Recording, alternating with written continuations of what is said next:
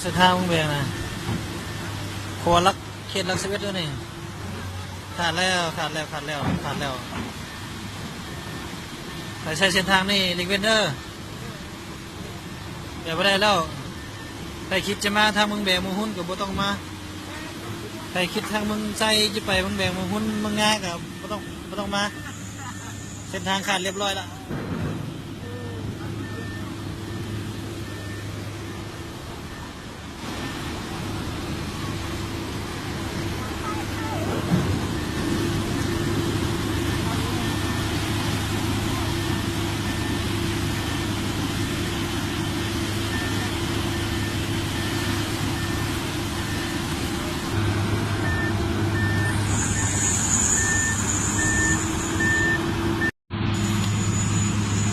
เส้นทางเมืองแบงเมืองหุนปักแบงเมืองงา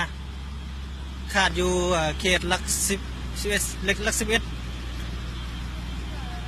ทางไปบ่ได้แล้ว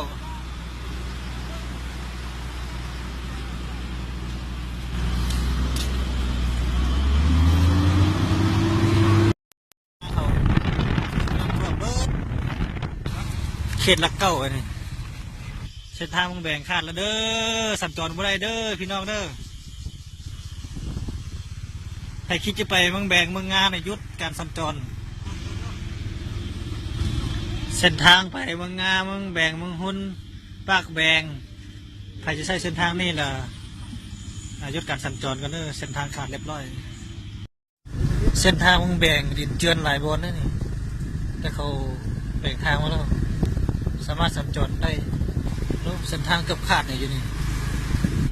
เมืองน้ำตัดผ่านทงนาเลยทงนายังไม่ตัดผ่านความเสียหายพวกทงนาเขาเสียหายหนัก